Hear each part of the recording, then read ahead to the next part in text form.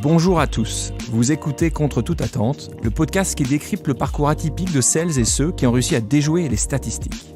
Je suis Alexandre Mars et ensemble, nous allons à la rencontre de personnalités qui ont réussi, contre toute attente, à grimper les échelons, à s'imposer comme légitimes, voire incontournables dans un monde où les places sont rares et les trajectoires souvent prédéfinies. Nous allons apprendre comment ces aventuriers ont réussi à donner un élan inattendu à leur existence malgré un chemin semé d'embûches. Et quels sont les dessous et les secrets de leur incroyable destin. Bienvenue, c'est Contre toute attente. Je suis à New York, en compagnie de Marc Lévy pour la deuxième partie de notre discussion. Si vous nous rejoignez et que vous n'avez pas encore écouté la première partie de cet échange dans l'épisode 5 de Contre toute attente, je vous invite vivement à le faire. Pour les autres, je vous propose de replonger dans le parcours fascinant et enthousiasmant de mon invité, Marc Lévy. Rebonjour Marc. Bonjour Alexandre. Tu écris ce succès mondial. Et alors puis... oui, donc, au moment où il y a cette espèce d'engouement du monde du cinéma pour mon premier roman, il se passe une chose très simple. La vie vient de m'offrir la réalisation d'un rêve que, en toute humilité, je n'aurais jamais osé faire. J'aurais même pas osé avoir ce rêve, tu vois. Et là, c'est peut-être l'entrepreneur, tu vois, qui parle, mais je me dis, mais je peux pas avoir. J'ai écrit toute cette histoire, je l'ai écrite pour dire, avec naïveté, une certaine utopie à mon fils, va au bout de tes rêves. Pardon, j'ai oublié la vraie jonction avec l'histoire de papa. Donc je te dis, en 44, mon père est dans ce train et il part vers l'Allemagne. Et il s'évade de ce train. Bon. Et il y a eu un moment où, je crois que c'est à la gare de Bordeaux, c'est une longue histoire, mais les prisonniers à l'intérieur de ce convoi étaient dans un tel état que les nazis ne voulaient absolument qu'il n'y ait aucun contact entre la population et les prisonniers, de peur que la population, dans un élan d'humanité, attaque le train pour libérer les gens des horreurs qu'ils subissaient dans ce train. Et comme le train a mis 2 mois à atteindre l'Allemagne, il y a, quand même, au bout d'un moment, le commandant Schuller, qui dirigeait ce train, a fini par accepter que la Croix-Rouge vienne échanger des seaux d'eau. Comme il ne fallait pas qu'il y ait de contact, le principe était très simple. Il y avait un seau d'eau par wagon. Un prisonnier descendait, allait amener le seau sur le quai, remontait à bord du wagon. Un homme ou une femme de la Croix-Rouge venait chercher le seau, en amenait un seau plein et repartait, et ainsi de suite. Comme ça, il n'y avait pas eu de contact entre les deux. Un jour, c'est papa qui est chargé, il descend du wagon et sa tête ne plaît pas au soldat nazi qui garde le train. Et le soldat nazi lui met un coup de crosse dans la figure, il lui fait exploser le visage et les lunettes avec, et il remonte dans le wagon, la gueule en sang. Je referme la parenthèse. Quand ses lunettes sont cassées, comme il était mieux comme une taupe, il se dit c'est la fin, je pourrais pas m'échapper, je pourrais pas m'évader. Bon, très bien. 50 ans plus tard, je suis à la gare de Leipzig, où il y a une des plus grandes librairies d'Europe, sur les quais, en tête de quai, vous voyez.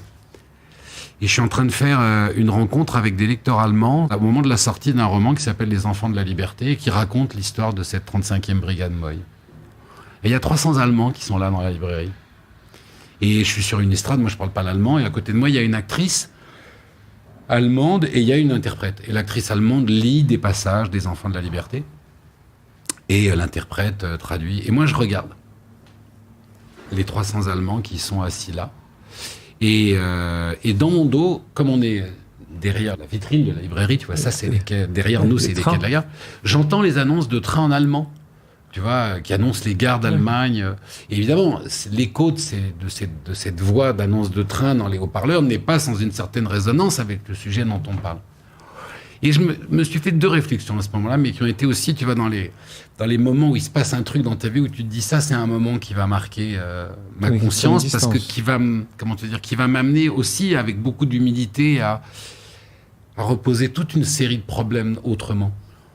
Et là, donc, j'entends ça et je me fais ces 2 réflexions. Je me dis d'abord, si mon père, il y a 50 ans, quand il était dans ce wagon et qu'il a pris ce coup de crosse dans la gueule, avait pu regarder ce soldat nazi qui avait son âge et lui dire « Tu sais, c'est pas grave, parce que dans 50 ans, mon fils sera dans une librairie en Allemagne et il signera les livres qui racontera notre histoire. » Tu te rends compte ou pas de la projection Et ça m'a amené à une 2e réflexion.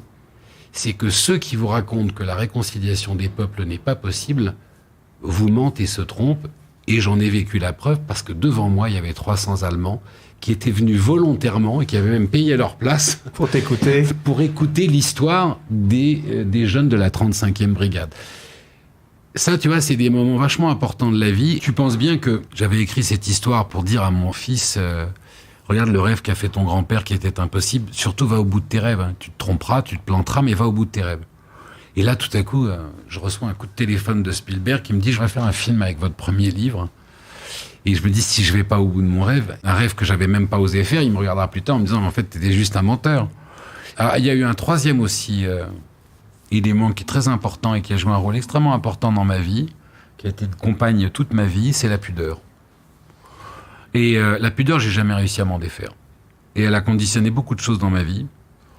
Et là, pourquoi je te parle de cette pudeur ? Parce que les choses s'accélèrent. Pendant la période de préparation du livre, c'est-à-dire les 3-4 mois qui suivent le moment entre tout ce que je viens de te raconter, le moment où le livre va être vraiment publié, j'oublie tout. J'ai mon cabinet d'architecture, je travaille, j'ai mon fils, j'ai une vie, je cours, je machin. J'oublie, tu vois. D'autant plus que mon éditeur a demandé à ce qu'on garde très confidentiel l'affaire Spielberg jusqu'à la sortie du livre. Donc, finalement, tout ça, c'est tellement surréaliste, tu vois, que ça sort de ma vie. Bon. Mais le 17 janvier 2000 arrive, et le bouquin sort, et cette semaine-là, je suis invité par Bernard Pivot à Bouillon de Culture. Et là, je vis un moment très paradoxal et contradictoire, parce que d'abord, je me sens complètement en situation d'imposture. Je me dis, mais qu'est-ce que je fais là à Bouillon de Culture ? C'est que des écrivains autour de moi. Moi, j'ai écrit une histoire. Je me souviens que, je crois que la première phrase que j'ai dite dans cette émission, c'est « Je ne suis pas un écrivain ». Mais et, tu sais, comme un gamin qui s'excuse, mais je vous promets, je vais travailler énormément pour mériter, pour le devenir. Bon. L'émission a lieu, très bien, bim boum. Le lundi matin, j'arrive au bureau. Et je te dis tout à l'heure, on est à peu près une centaine de collaborateurs. Et je prends l'ascenseur avec 2 contremaîtres. Et là, il y a un des 2 contremaîtres qui me dit « Ah ben, monsieur Lévy, on vous a vu vendredi à Bouillon de Culture, c'était vachement sympa. Ah ben, ma femme a acheté le livre, hein, on va le lire. » Et là, tu vois, je me souviens toujours, on était entre le 3e et le 4e. Je pense que ma tension est tombée de 14 à 2,5. Et je dis « Mais comment ça, vous allez le lire ?» Il me dit « Bah oui, on va le lire, vous l'avez publié, on va le lire. » Et là, vraiment, je suis sorti de l'ascenseur. Je suis rentré dans le bureau de mes associés. Je leur ai dit, il faut que je m'en aille. Il faut que je m'en aille. Et il faut que je m'en aille super loin. Ne me retrouvez pas. Oui. Et ils m'ont dit, mais qu'est-ce qui t'arrive ? Je dis, mais vous vous rendez pas compte ? Je me suis pas rendu compte de ce que j'avais fait. Les gens vont lire mon livre. Les gens que je connais vont lire cette histoire que j'ai écrite. Et là, tu sais, ce cauchemar de l'enfance où tu te retrouves place de l'Étoile en peignoir de bain, où tu as oublié de t'habiller. Ouais. C'est à peu près ça. C'est une sensation d'être complètement dénudé et de pudeur maladive, et donc j'ai quitté mon entreprise et je suis parti m'installer à Londres avec Louis. Quand tu as ce succès-là, tu te retrouves dans quelle situation quand tu écris ton 2e roman ? Tu es stressé ? Pour écrire un livre, enfin pour moi, hein, cette utopie, cette naïveté, c'est le moteur même de l'écriture. Imagine que tu es marionnettiste. Bon, tu es marionnettiste, ça veut dire qu'à un moment, tu vois, que tu es 30, 40, 50 ou 60 ans, tu vas ouvrir une boîte, tu vas prendre 2 poupées de chiffon et tu te mets à les animer, à leur donner des voix, à les faire parler, à les faire vivre. Il y a 2 postures. Soit tu es totalement fou, parce que tu es quand même en train de parler avec 2 bouts de chiffon et de bois, donc il faut t'enfermer tout de suite. Soit tu vis pendant un moment, tu te projettes dans une espèce d'utopie naïve où le merveilleux prend le pas sur le réel. C'est ça la condition de l'écriture. C'est celle où le merveilleux prend le pas sur le réel. C'est-à-dire le moment où tu peux donner vie dans ta propre vie, avant d'avoir la prétention d'imaginer que ça va toucher quelqu'un d'autre, tu peux donner vie à ce que j'appelle le merveilleux. Ça ne veut pas dire que ce que je fais est merveilleux. Hein. Ce que j'appelle le merveilleux, c'est-à-dire ce monde imaginaire où se sont croisés Alice, les 3 mousquetaires, Cosette, jusqu'au personnage de Marguerite. La fiction. Ce monde extraordinaire de la fiction. Ça, c'est la part de naïveté qui est indispensable. Je pense que en tout écrivain qui écrit sur les autres, ou sur des mondes autres que le sien, parce qu'il y a des écrivains qui sont leurs biographes toute leur vie, tu vois, qui écrivent sur eux-mêmes et leurs ressentis, mais c'est à partir du moment où tu es dans la vraie fiction, où tu as ce regard tourné, je pense qu'il y a mais la naïveté, une chose, mais le stress... Rappelle-moi, combien tu as publié de romans aujourd'hui ? 19. quel était ton plus grand succès en termes de ventes, en nombre de ventes? Alors la Chine est venue beaucoup changer la donne, mais par exemple avec la Chine, c'est le voleur d'ombre. Parce que le voleur d'ombre a fait un succès considérable en Chine et donc il s'est vendu énormément là-bas. Auprès des lecteurs français, c'est toutes ces choses qu'on ne s'est pas dites. C'est à peu près constant, tu vois, c'est à peu près toujours pareil. Enfin, à chaque fois, c'est à peu près entre, tu vois, 400 000 et 600 000 en grand format et pareil en poche. Donc ce qui est juste incroyable dans le monde aujourd'hui.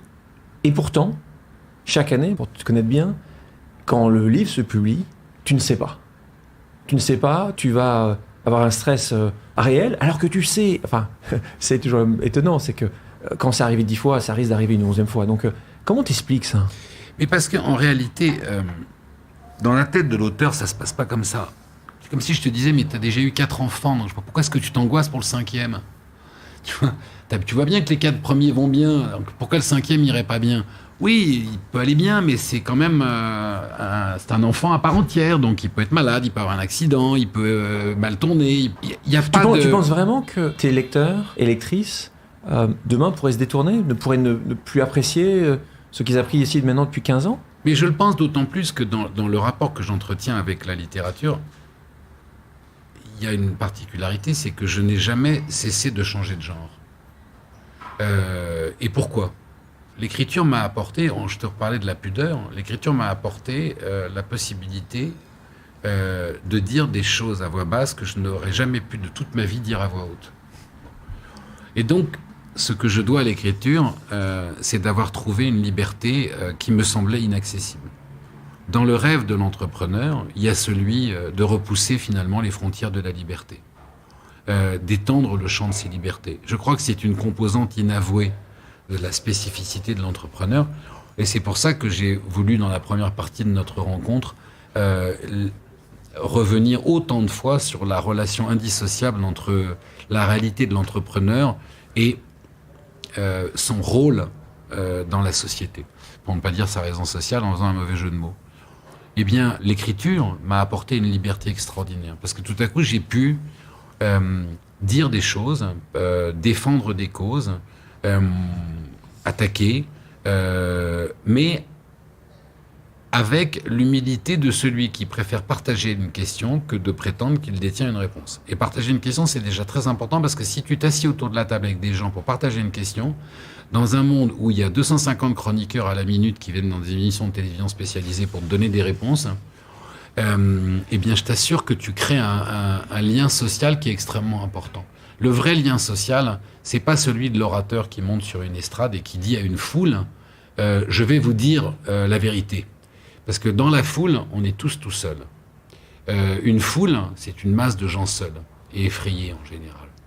Alors que quand on s'assied autour d'une table ou par terre, ou que vous voulez, et qu'on commence à débattre d'une question, alors là, on crée un vrai lien social. Et ça, c'est un des rôles du livre. Le livre n'a pas pour moi vocation à vous donner la réponse. Le livre, il est là pour susciter plein de questions.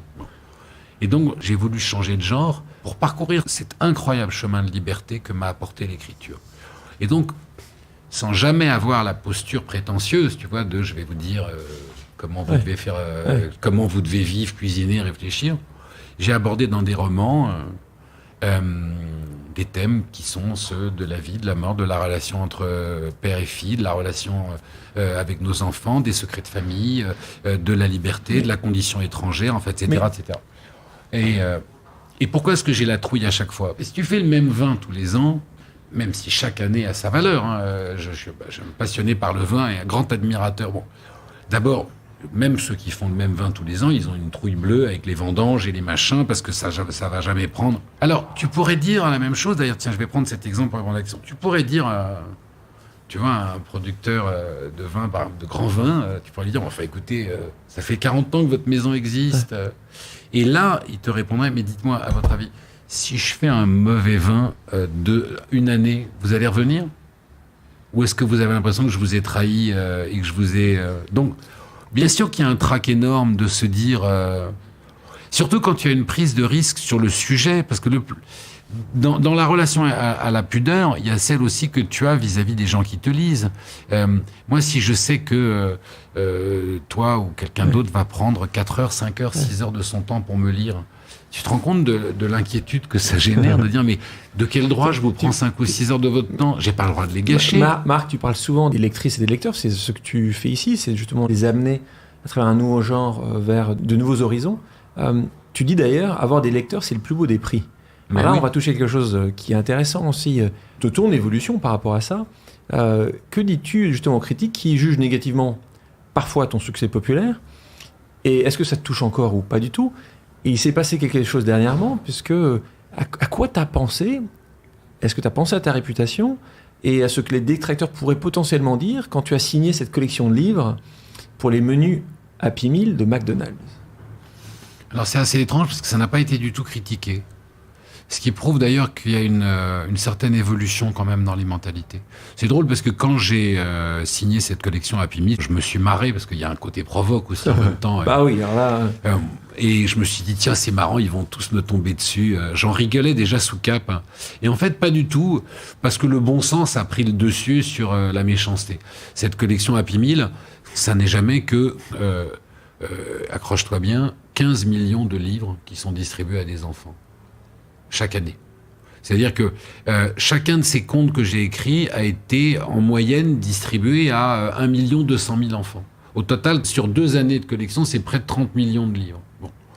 Alors, à l'ère où on essaye d'enlever le plastique de la mer, et où justement on communique par podcast, et où pour faire lire à un enfant, c'est d'une complexité absolue, ça peut faire sens, ça que tu voilà, dis. tu vois, des petits contes pour enfants qui leur apprennent des expressions de la langue française ou des grands moments de l'histoire, ça se consensuellement... Mais est-ce que aujourd'hui, le fait que tu sois le plus lu ou le second plus lu dans l'année, les détracteurs qui existent toujours, ça te touche encore ou ça te touche plus du tout? Non, mais d'abord, comment te dire, les détracteurs, ils se sont... au début, il y en avait énormément. Aujourd'hui, il y en a beaucoup moins. Alors, il y a 2 possibilités. Il faut voir, je ne sais pas laquelle des 2 prévaut sur l'autre. Il y en a une, ce serait que, à force de travail, j'ai fini par en convaincre un certain nombre. L'autre, c'est qu'il soit mort d'usure.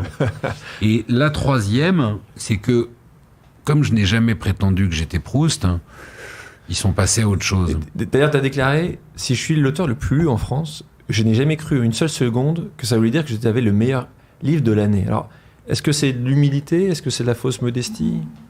Non, ça n'est ni l'un ni l'autre. C'est-à-dire que... comment te dire? Tu te rends compte de la prétention qu'il faudrait avoir pour te dire j'ai écrit le meilleur livre de l'année, tu vois? Donc le plus lu ne veut pas forcément dire le meilleur. C'est ça, en fait. Le problème, c'est qu'il y a le meilleur pour qui? Tu vois, c'est-à-dire que pour moi, le meilleur roman que j'ai lu de l'année n'a aucune raison d'être le meilleur roman que tu as lu de l'année. C'est cette notion de compétitivité, tu vois, un livre, c'est une rencontre entre un lecteur et une histoire à un moment donné de sa vie. Voilà. Moi, dans tous les romans de Romain Gary, Clair de femme est un roman qui est rentré dans ma vie à un moment donné de ma vie, qui a joué un rôle extrêmement important dans ma vie à un moment donné, pour des raisons qui me sont propres, et qui est pour moi le roman le plus important de Gary. Si je te dis aujourd'hui dans une conversation, ah non, le meilleur roman de Gary, c'est La vie devant soi, qui était d'ailleurs sous le nom de Hajar, et que tu me dis, ah ben non, le meilleur roman de Gary, c'est La promesse de l'aube. C'est une conversation qui n'a ni queue ni tête. Parce que le meilleur roman de Gary pour toi n'a pas besoin d'être le meilleur roman de Gary pour moi. Et si tu aimes la littérature policière, pourquoi t'en dégoûter? Pendant très longtemps, c'est un peu cet amalgame regrettable en matière de littérature. Et là aussi, les choses ont changé. Le critique d'opéra n'a pas besoin de donner son avis sur un air de jazz, sur du rap ou sur du reggae. Tu vois? Et on le lui demande pas. Et 2, moi je comprends très très bien, tu vois, qu'un critique d'opéra n'aime pas. Tu vois, est-ce que tu pourrais demander, tu dis à un critique d'opéra, et alors le dernier album de Jane Birkin, vous le trouvez comment? Tu vois ou pas, le chant contre chant, c'est impossible. Malheureusement, c'est vrai qu'en littérature, on a trop souvent donné la parole aux critiques d'opéra. Bon. Bon, Point barre. Pour changer de sujet, parlons des femmes. Bien sûr. C'est là que l'émission va se terminer. Sujet ô combien important pour toi. Je crois que c'était l'année dernière, il y a 2 ans, tu disais « Je fais partie de ces hommes qui pensent que le féminisme ne devrait plus exister. Nous devrions être arrivés à un point où le combat pour l'égalité des hommes et des femmes aurait été gagné. » Alors, est-ce que peux-tu nous parler justement de ta vision du féminisme ? Et un point aussi important, ce qui a beaucoup marqué notre pays, la France, et encore aujourd'hui, sur les quotas. Est-ce que toi, tu faisais partie des gens qui étaient pour les quotas, quand les quotas ont été mis en place, pour une parité, une réelle parité ? Et qu'est-ce que tu en penses aujourd'hui ? En fait, je pense qu'il ne faut pas être Einstein pour répondre à cette question, tellement elle fait... J'arrive pas à comprendre la mauvaise foi qui tourne autour de cette question. Quand il y a un déséquilibre extrêmement important et structurel et conjoncturel, tu as une période pendant laquelle il faut imposer des quotas pour casser les déséquilibres. Parce que sinon, naturellement, ils ne se compenseront jamais. Bon. Donc, il y a une période dans laquelle il faut des quotas. Une fois que tu as rétabli les équilibres, normalement, tu n'as plus besoin de réguler parce que les équilibres fonctionnent d'eux-mêmes. C'est aussi simple que ça. Donc, si tu regardes aujourd'hui, par exemple, la composition des appareils politiques, quand tu vois les tours de table, oui, malheureusement, le monde politique est un monde fait de gens qui ne sont pas suffisamment... Alors, tu peux chercher le qualificatif que tu veux, sincère, honnête, ouvert, intelligent, brillant, ce que tu veux, pour être capable d'assurer cette parité. Tu regardes un conseil des ministres, quel que soit le président de la République, c'est pathétique. C'est que des mecs entre eux qui croient que... Et alors d'ailleurs, le vice, c'est que comme alors tu vas leur imposer des quotas, et donc au lieu de chercher de la compétence, ils vont aller chercher du recrutement à la va-vite, tu vois. Donc oui, il faut absolument imposer des quotas, le temps que l'émergence, tu vois, des talents ait fait leurs preuves et qu'on n'ait plus besoin de ces quotas. C'est tout.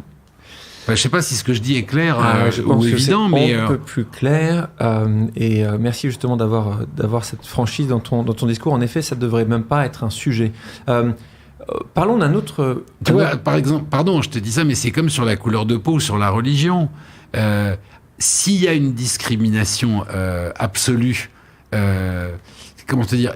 Évidemment que le recrutement doit se faire par la compétence, tu vois, par la qualification, par l'aptitude de tel... Et quand je dis de la compétence, je parle de la compétence spécifique, parce que quelqu'un qui est très compétent dans un domaine peut être très incompétent dans l'autre, et réciproquement. Évidemment que c'est aberrant d'imaginer qu'on impose des quotas pour que les compétences soient exercées pour des considérations de couleur de peau, de religion, de milieu social, de sexe. Mais tant que ceux qui détiennent le pouvoir ne veulent pas le lâcher, le rendre captif, tu n'as aucun moyen d'aller faire naître et cultiver les compétences en dehors du sérail qu'ils se réservent. Et donc c'est là qu'il faut des quotas. Oui, non, tu serais donc pour des quotas aussi pour la diversité. Mais bien entendu. Tu sais, il y a un truc qui m'a fait marrer. Je me suis retrouvé dans un gala avant-hier. Je regarde la pub institutionnelle d'un grand groupe hôtelier. Il y a un truc qui m'a frappé, j'ai trouvé ça, mais presque... Je te jure, j'aurais aimé avoir le nom de l'agence de pub pour appeler le patron de l'agence de pub et lui dire « Mais vous êtes vraiment bête ou vous l'avez fait exprès ?» Alors, t'en as 2 de pubs institutionnelles, dans la même pub. Tu as une pub qui montre la prestation du groupe hôtelier, c'est-à-dire les services qui sont rendus à la clientèle. Il n'y a pas une situation où quelqu'un de couleur blanche sert un client qui a une autre couleur de peau. Pas une. Il y a des blancs qui servent des blancs, et ensuite tu as des latinos, tu vois, des gens du Moyen-Orient, des gens d'Asie. À chaque fois, ils servent des clients blancs. En revanche, quand cette campagne de pub institutionnelle bascule sur le côté salarial, alors là, tu as des employés de toutes les couleurs et ils te disent « on adore la diversité ». Alors, soit ça relève du domaine de l'incompétence, ce que j'espère. C'est-à-dire que personne n'a eu cette volonté-là et personne ne s'en est rendu compte. Soit tu te dis... Il y a trucs qui l'ont loupé. À 18 ans, tu commences à travailler comme secouriste à la Croix-Rouge. Tu y passes 6 ans. Aujourd'hui, tu soutiens et tu es parrain de nombreuses associations. Donc Action contre la faim, Fondation pour la recherche médicale, Amnesty, j'en oublie d'autres. Je voulais que tu nous parles de ce rôle qui est un rôle central aujourd'hui dans ta vie. Je pense que c'est aussi un rôle important que tu mènes auprès de tes 3 enfants dans la manière dont ils voient leur papa. Moi, tu sais, on en a souvent parlé. Pourquoi tu n'en parles pas plus. En fait, c'est un véritable sujet de réflexion et de communication. Sur la communication, il y a 3 raisons à cela. La première, c'est que il faut être très vigilant au contre-effet de la leçon de morale. La leçon de morale n'est acceptée par personne. Et donc, c'est très risqué, parce qu'à partir du moment où tu dis, voyez, moi je fais ça, c'est comme on en revient à la photo sur Instagram, tu sais, ma vie est plus belle que la vôtre. C'est-à-dire que dès que tu commences à te mettre en avant en expliquant aux gens ce que tu fais, tu peux donner la sensation que tu as la prétention de faire mieux qu'eux. Or, tu sais pas ce que les gens font. Et donc, c'est pas parce que, entre guillemets, tu es ambassadeur de l'UNICEF et que tu fais des photos de toi au Cameroun, tu vois, ou tu vas dans un camp, que ce que tu fais est plus important que quelqu'un qui travaille à Bourg-en-Bresse dans la petite association locale. Et moi, il y a eu une époque de ma vie où j'étais à la Croix-Rouge et tous les mercredis, on passait de 11h du matin à 17h, on amenait des plateaux repas aux personnes âgées de ma commune qui pouvaient pas se déplacer. Ça faisait pas la une des journaux, on n'en faisait pas non plus la une des journaux, mais c'était notre contribution à la société. Donc, j'ai toujours été très vigilant. Je pense qu'il y a, il y a 3 façons de donner, tu sais. Il y a donner pour montrer que tu donnes, il y a donner parce que tu espères avoir quelque chose en retour, et il y a donner simplement parce que tu as envie de donner. Et moi, tu vois, je suis dans cette 3e catégorie. Alors, je te rejoins sur un sujet.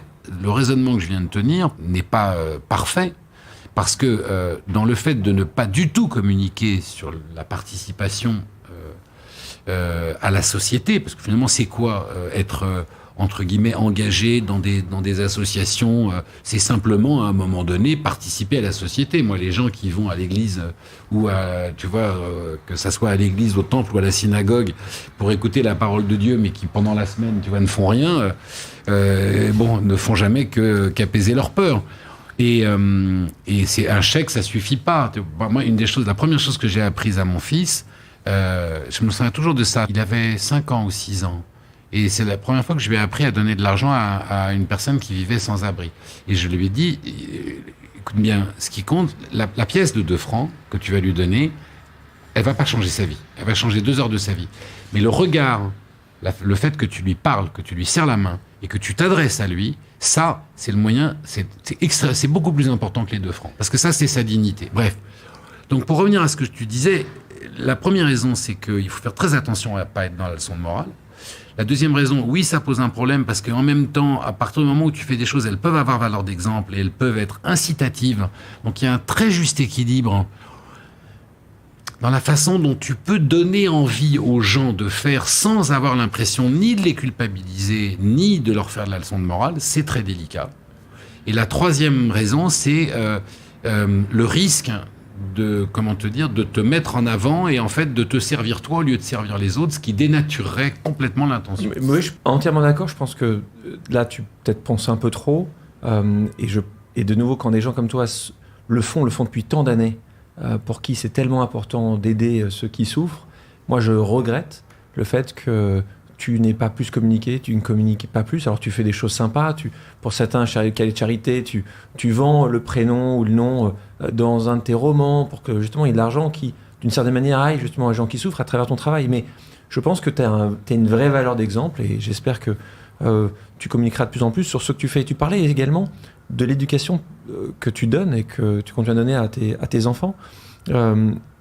C'est un sujet important parce que quand on voit tout ce que tu as accompli, Marc, entrepreneur, écrivain à succès, engagé auprès des associations, et puis des talents qu'on n'en parle pas là, quand je parlais de personnages de romans toi-même, tu as écrit des chansons, tu as écrit d'ailleurs pour Johnny Hallyday. Comment elle s'appelait? Tu t'en souviens comment elle s'appelait? C'est le seul truc avec lequel je me la pète un peu, je dois t'avouer, même vis-à-vis de mes enfants, tu vois. Mais j'ai écrit une chanson pour Johnny Hallyday, voilà. Ça pose un homme, et comment te dire, il y a un moment où il y en a, il dit ça, il dit, j'ai eu le Goncourt, j'ai eu le machin. Ouais, ben moi j'ai écrit une chanson pour Johnny Hallyday.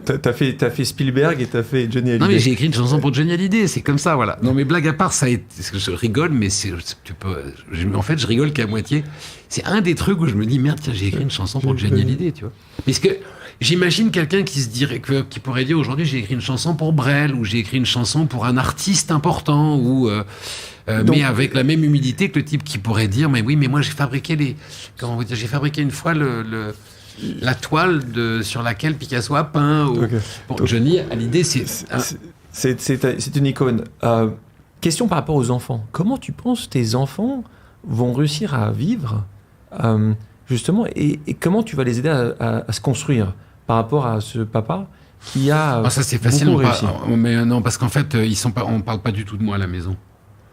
Mais tu es un peu naïf si tu penses que... Non, ils s'en fichent complètement. Ils sont totalement déconnectés de ça. Mais alors, d'abord, moi, je la ramène pas du tout. Et puis, ils sont totalement déconnectés. Tu sais, on parlait de mon père tout à l'heure. Ouais. Mon père, j'ai découvert qu'il avait été un grand résistant à 25 ans. J'avais 25 ans quand j'ai découvert qu'il avait été un grand résistant. Et quand je lui ai demandé un jour, mais pourquoi tu m'as pas raconté ton histoire plus tôt? Et il m'a dit, mais qu'est-ce que tu voulais que je te raconte? Et je lui ai dit, moi, quand j'étais gosse, j'aurais voulu savoir que mon père était un héros. Et je me souviens toute ma vie, il a souri, il m'a dit, non. Plus tard, quand je ne serai plus là, la seule chose dont je veux que tu te souviennes, c'est que j'étais ton père. Et j'ai exactement la même chose avec mes enfants.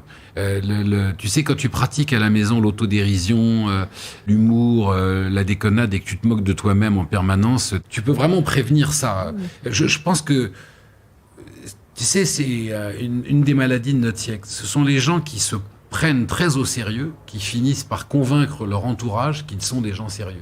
Oui, je pense mais que tu peux faire le contraire. Non, mais je pense, Marc, tu as raison dans ce que tu vas leur dire. Le problème, c'est ce que leur réseau va pouvoir avoir comme influence sur la vision de leur famille et de leur papa. Bon, en tout cas, c'est peut-être que tu l'as pas vu avec Louis qui aujourd'hui est rentré dans l'âge adulte.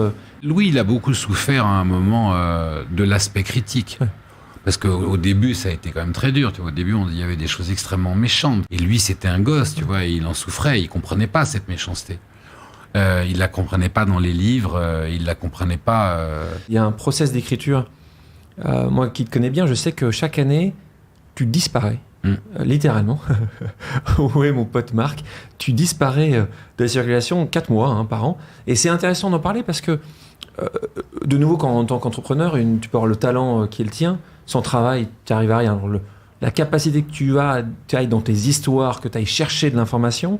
Et Pauline, ta femme, elle expliquait ainsi. Elle dit, durant 3 mois, on ne le voit plus, sauf à l'heure du bain et du dîner. Il s'enferme dans sa tour, s'assied, se relève, puis se couche à 3h du matin avec la sensation d'avoir écrit les meilleures pages et se réveille 4 heures plus tard avec l'envie de tout jeter à la poubelle. Est-ce que tu peux nous expliquer, c'est quoi ton process d'écriture pendant ces 4 mois de l'année ? En fait, c'est ça, l'écriture, c'est une plongée en apnée. Donc, comme dans le Grand Bleu, ce qui prend le plus de temps, c'est de descendre et de remonter. Donc, il faut essayer de rester au fond le plus longtemps possible. D'autant plus que les détails de l'imagination se révèlent très rarement dans la fulgurance, mais beaucoup plus souvent dans la durée. Donc, plus la plongée est longue, et plus tu vas avoir de choses, et plus tu vas être au contact, justement, de cet univers merveilleux. Donc l'immersion, elle correspond à ça, ces périodes de 4 mois. Il y a une fragilité très importante dans le processus de l'écriture, parce qu'on manipule des personnages de fiction qu'on emmène dans des circonvolutions faites de complexité, de retournement de situation, de dialogue, de contradiction. Et malheureusement, comme ces personnages, ou heureusement, ne sont pas ancrés dans la réalité, on peut pas fondamentalement leur téléphoner en leur disant, en fait, Gérard, c'est passé quoi vraiment avant-hier? Donc tout ça est dans ta tête. Donc dès que je reviens à l'image du marionnettiste, dès que tu poses les fils sur la table, le risque de les emmêler en les reprenant est terrible. Et puis il y a une énergie. Imagine que comment te dire, Lucchini il monte sur la scène, il te dit son spectacle, tu vois, il vit son spectacle. Je dis Lucchini parce que c'est un des plus comme ça tonique. Mais il monte sur la scène, tu vois, il te délivre voilà, toute cette passion qu'il a en lui. Il peut pas s'arrêter au milieu en te disant, écoute, je vais faire une petite sieste, là, je reviens dans 1 heure. Parce qu'il aurait perdu le jus. Donc le processus d'écriture, il se découpe de la façon suivante. Au départ, il y a l'idée. Ça, je suis incapable de te dire comment naît une idée. La qualité première quand je dis la qualité, pas au sens prétentieux du terme, au terme vraiment, enfin au sens littéral du terme, qualité. La première qualité d'écrivain, qui encore une fois n'écrit pas sur lui mais sur les autres, c'est d'être en écoute et en observation permanente. Donc tout peut donner naissance à une idée. Mais une idée n'est pas une histoire. Et la partie la plus cruelle, dans la mesure où elle apporte finalement très peu de plaisir, elle n'est pas une délivrance, elle est vraiment une gestation, c'est comment je transforme cette idée en histoire. Comment je fais naître les personnages? Est-ce que cette histoire vaut la peine d'être racontée? Comment est-ce que je rends cette histoire intéressante et de quelle façon je vais la raconter? Et cette partie conceptuelle, c'est une partie de gestation qui, elle, c'est, tu vois, se vit tout au long de l'année. À partir du moment où les personnages sont nés et où tu as l'histoire, t'es enceinte. En gros. Tu vois, et là, quand je dis t'es enceinte, je me demande si aujourd'hui on peut dire ça sans avoir tout de suite... je m'en fous, j'assume. Oui, je suis enceinte. Voilà, on est enceinte d'une histoire d'un enfant qu'on va porter pendant des mois et qu'on va aimer et qui vous fait peur parce qu'on sait qu'il va... Voilà. Et là, à partir de là, ça devient assez obsessionnel. Mais pas au sens névrotique du terme, c'est obsessionnel parce que tu es tellement passionné que tu ne peux penser qu'à ça. Et en même temps, il y a presque un plaisir égoïste. Quand tu es dans une histoire qui te plaît, tu n'as qu'une envie, c'est d'y retourner. C'est comme un enfant qui n'a qu'une envie, c'est de retourner à ses jouets ou à son jeu. Et si tu n'as pas cette envie absolue d'y retourner, il y a très peu de chances que les lecteurs l'aient à ta place. L'industrie du livre a subi de profonds bouleversements depuis le lancement de ton premier roman dans les années 2000. Le numérique a totalement disrupté, si on utilise ce terme-là, le marché. Amazon s'est imposé comme un acteur incontournable qui n'existait pas, ou quasiment pas à l'époque, puisque l'action juste d'Amazon a augmenté depuis 50 000% depuis 1997. Les modes de consommation ont changé, e-book, audiobook. Le métier de l'édition a aussi été transformé, puisqu'aujourd'hui il y a une explosion de l'auto-édition qui n'existait pas. Comment tu la vois, cette économie du livre? Et quelle évolution tu lui prédis? Le seul sujet qui est important, c'est celui de la survie de l'auteur. Pardon, je vais choquer beaucoup de gens. Je fais partie d'une génération qui aimait le vinyle et les livres papier. Très bien, dont acte. Maintenant, question qui est plus importante que tout ça, c'est à quoi sert une lecture? Pourquoi est-ce que tous les régimes totalitaires ont commencé par brûler des livres? Parce que la lecture, c'est l'ouverture de l'esprit et l'expression de la pensée. Le vrai problème aujourd'hui, c'est que l'auteur n'est pas rémunéré. Je te parle pas de moi. Moi, je fais partie du tout petit nombre d'élus qui peuvent vivre de leur plume. Mais la vraie problématique, c'est que l'auteur n'est pas rémunéré. On considère que écrire, c'est quelque chose qui doit être fait gratuitement. C'est faux. Pour avoir un contenu de qualité qui corresponde à un travail, il faut que la personne puisse vivre de son travail parce que personne ne peut se nourrir gratuitement dans notre société. Voilà, c'est pas possible. Donc, si vous voulez que vos lectures soient conditionnées par la pensée des grands groupes, allez-y. Si vous voulez, et je prendrai un exemple qui est celui de la presse. Voilà. Si vous voulez continuer à lire toutes les merdes véhiculées par... Vous avez pensé que c'est mon dada, mais toutes les merdes que vous pouvez trouver aujourd'hui sur Internet, toutes les fausses nouvelles, toutes les choses qui sont financées par de la pub, donc qui n'a rien d'autre par de la pub ou des intentions politiques, eh bien, le système actuel est parfait. Si vous avez envie d'avoir des journalistes qui sont, eux, vraiment disruptifs parce qu'ils vont chercher de la vraie information, eh bien, à ce moment-là, il faut accepter de payer son journal. Et si c'est plus le journal papier parce que c'est plus le mode, moi, je m'en fiche aujourd'hui qu'on lise le New York Times en version papier ou en version iPad. Ce qui est important, c'est de lire le New York Times. Parce qu'au New York Times, il y a des vrais journalistes qui sont payés pour faire des vraies enquêtes. Et que si un journaliste du New York Times écrit volontairement quelque chose de faux, il perd son job et le journal présente ses excuses. Ça n'est pas le cas de 99,9% des fausses informations que vous allez trouver gratuitement sur Internet. J'ai répondu à ta question. Plutôt sur le fait que l'auteur... Donc je réponds en te disant que je ne suis pas suffisamment intelligent pour te dire ce qu'il en sera de l'avenir du livre. Je participe d'ailleurs en ce moment à un Grenelle du livre qui vient de démarrer. Ce qui est très important, c'est qu'au cœur du livre, à la genèse du livre, quelle que soit sa forme, qu'il soit triangulaire, rond, plat, papier ou électronique, il y a un auteur et il faut que cet auteur puisse vivre de sa profession comme tout métier. Tu t'es réinventé plusieurs fois, comme tu disais très justement tout à l'heure, tu es un marin, et un marin qui veut aller d'un port à l'autre. Ça fait maintenant 17 ans, 18 ans, 19 ans, tu es sur ce port. Est-ce que tu as l'envie de te réinventer une 4e fois? Ouais. Bien sûr. Qu'est-ce que ça pourrait être? Je ne sais pas encore, mais je sais que je le ferai, oui. Et en même temps, ce qui est bien en avançant dans la vie, c'est que quand tu... et particulièrement avec le métier d'écrivain, c'est qu'il n'est pas incompatible avec d'autres... Homme politique? Non. Alors, tu vas beaucoup plus dans le politique, enfin, non, pas politique pour acquérir du pouvoir. Homme de société, oui. Être, tu vois, pousser encore plus loin mon engagement dans la société, oui. En gros, tu vois, je rigole, hein, mais tu me dis demain matin...